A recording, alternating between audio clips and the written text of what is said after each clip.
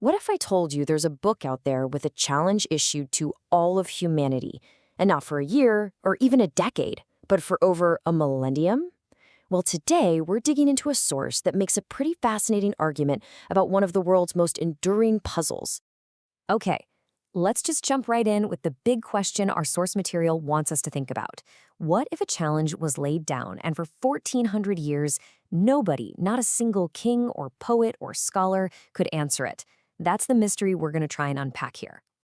So our story starts, according to this source, way back in 7th century Arabia. Now, you have to understand, this was a culture that lived for language. I mean, these were the masters of poetry, the best speakers you could find, and then, all of a sudden, this new text shows up. And, as the argument goes, it just silenced everyone. And this is it. This is the core of the challenge, pulled straight from the Quran. The source presents this as, not some polite suggestion. It's a direct, in-your-face dare to a society that took immense pride in its way with words. The message was simple. Either match it with your own words, or you have to accept it's from somewhere else.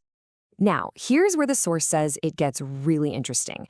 The man delivering this powerful literary challenge, Prophet Muhammad, was known to be unlettered. He couldn't read or write.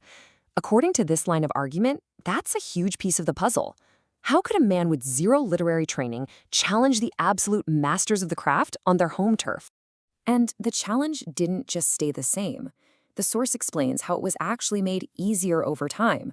First, the call was, okay, produce something like this entire book. When no one could, the challenge was lowered to just 10 chapters. Still nothing.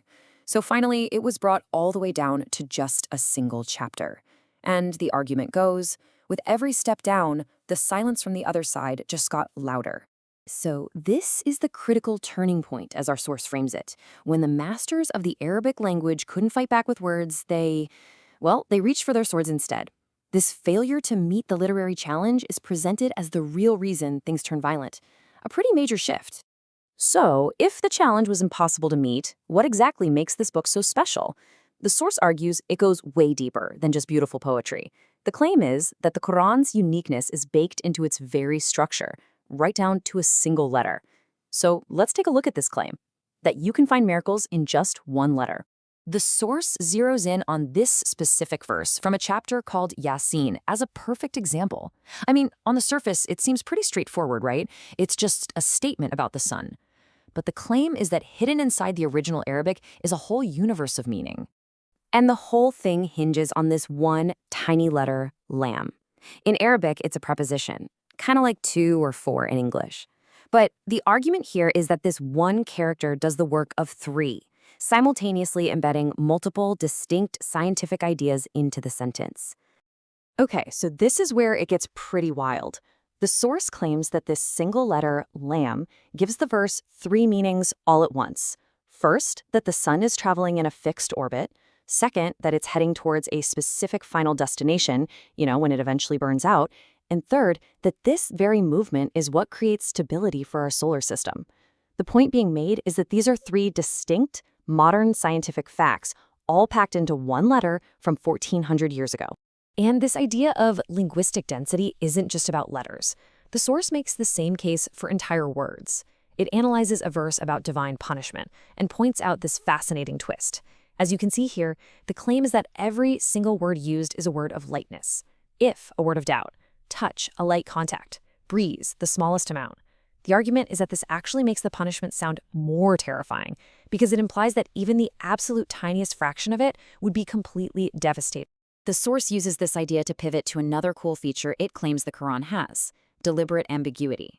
The argument is that what the Quran doesn't say is sometimes just as important as what it does say.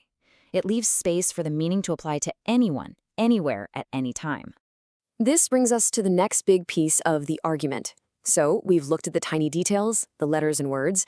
Now the source asks us to zoom out and look at the big picture, the sheer scope of the topics covered, and even the physical sound of the book when it's recited. So what are we talking about when we say scope? Well, the source claims the Quran speaks with authority on, pretty much everything. From psychology and law to science and astronomy, stories about ancient history, predictions about the future, the creation of the universe, you name it. It's presented as a complete guide to everything. And here's the comparison the source makes. Think about it. A human expert can be a genius, right? But they're a genius in their one specific field. You wouldn't ask a brilliant physicist to perform brain surgery. The argument is that the Quran just completely bypasses this human limitation, speaking like an expert in all fields at the same time. So it's not just about what the words mean. The source introduces this concept of phonetic mirroring, the idea that the way the Arabic words actually sound is designed to physically reflect what's being talked about. And the go-to example for this is a verse that describes the feeling of rising higher and higher into the sky. The source points out that as you recite the Arabic phrase for climbing up, it actually becomes physically more difficult to say. It forces your breathing to become tight and constricted, literally mimicking the shortness of breath you feel at high altitudes, something that wasn't exactly common knowledge in the 7th century. All right, now we get to what the source presents as its most concrete and maybe most compelling line of evidence.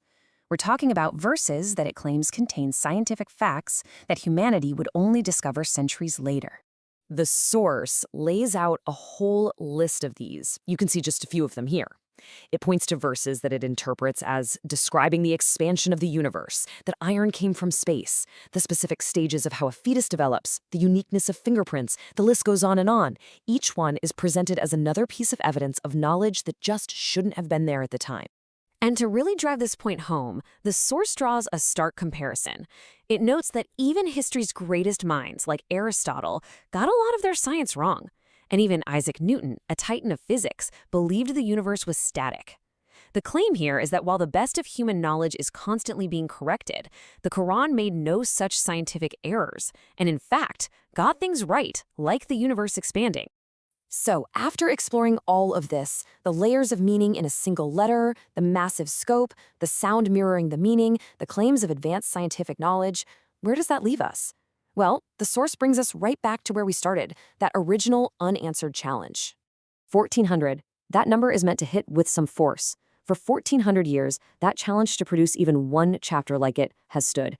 And so, the source material concludes that the reason it remains unanswered is because the book's origin, as it claims itself, is simply not of this world. We're going to end this explainer by leaving you with the final word from the source material itself. It closes with this provocative question, leaving it up to the audience to weigh the arguments presented and to reflect on the nature of this very unique and enduring book.